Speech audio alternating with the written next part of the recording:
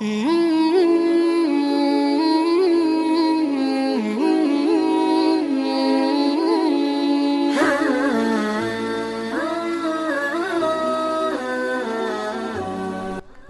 علیکم ورحمۃ اللہ وبرکاتہ۔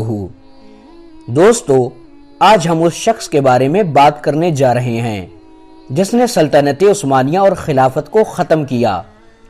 آج ہم بات کرنے جا رہے ہیں پہلے ترک صدر مصطفیٰ کمال پاشا اتا ترک کے بارے میں۔ دوستو، اس کو کچھ لوگ مسلمانوں کا ہیرو مانتے ہیں تو کچھ یہودی۔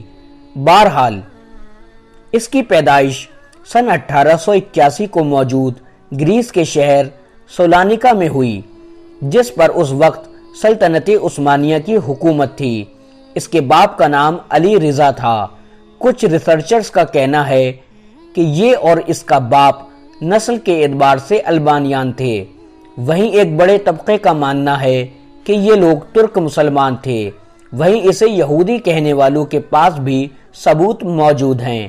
خیر، اس کے بارے میں بعد میں بات کریں گے، وہ یہودی تھا یا نہیں۔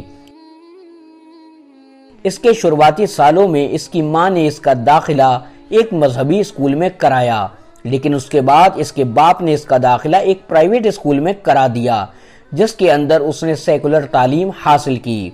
اس کے ماں باپ اسے ایک کامیاب تاجر بنانا چاہتے تھے، لیکن بنا اپنے ماں باپ سے پوچھے بغیر صرف 12 سال کی عمر میں سولانیکا ملٹری اسکول کے انٹرنس ایگزام دے دیا۔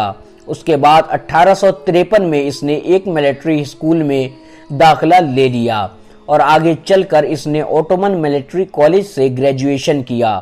1902 میں گریجویشن کرنے کے تھوڑے وقت بعد ہی اس کی سلطان کے خلاف ایکٹیویٹیز کی وجہ سے پولیس نے اسے اریسٹ کر لیا۔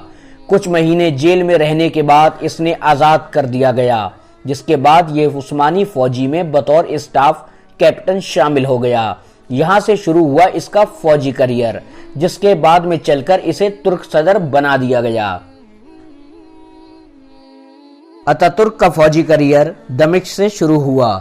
اس نے فوج کے ساتھ ساتھ ترک ریلویز میں بھی کام کیا، لیکن یہ ہمیشہ انقلابی تحریکوں کا ساتھ دیتا۔ اس نے 1908 میں ہوئے ینگ ترک ریولوشن میں بھی ایک بڑا کردار نبھایا تھا۔ ینگ ترک ریولوشن ترکی کے اتحاد کا ایک بہت بڑا ریولوشن تھا۔ اس کے اوپر بھی ہم جلد ویڈیو بنائیں گے۔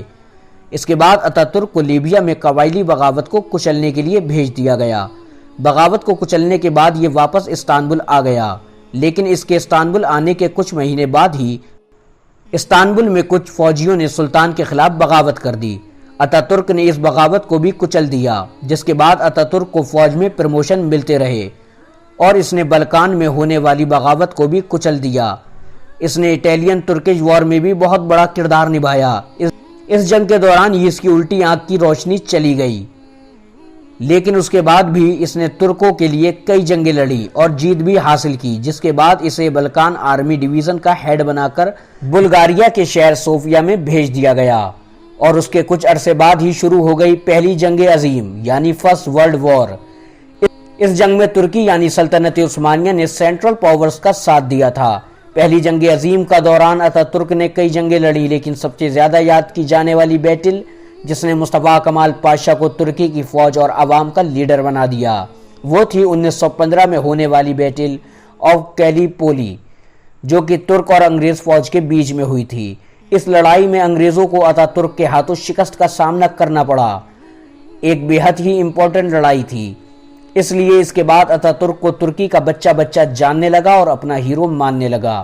پھر اتا ترک نے مشرق میں روسی فوج کے خلاف بھی لڑائی لڑی اور فتح بھی حاصل کی۔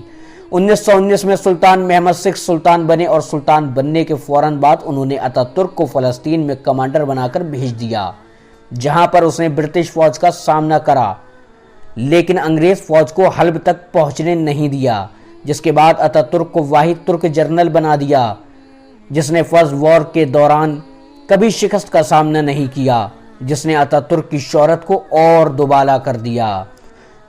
لیکن بہرحال پہلی جنگ عظیم میں ترکی کو شکست کا سامنا تو کرنا ہی تھا، جس کے بعد ایلائڈ فورسز نے استنبول پر قبضہ کر لیا۔ فرانس نے لیونٹ کے زیادہ تر علاقے پر قبضہ کر لیا۔ یونان نے ترکی میں موجود تھریس کے علاقے پر قبضہ کر لیا۔ اٹلی نے اناطولیہ کے بڑے حصے پر قبضہ کر لیا اور استنبول کو یونان، فرانس، اٹلی اور برطین مشترکہ طور پر چلا رہے تھے۔ اوٹومن سلطان ان کے زیر اثر تھا اور ایسا معلوم ہوتا تھا کہ بہت جلد ترکی کا نام و نشان ختم کر دیا جائے گا، لیکن تبھی اتا ترک نے کچھ ایسا کیا، ان ساری طاقتوں کو ترکی چھوڑ کر جانا پڑا۔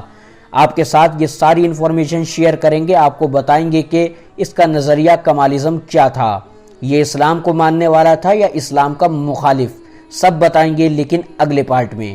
آپ ہمارا چینل سبسکرائب کیجئے اور بیل آئیکن کو پریس کیجئے۔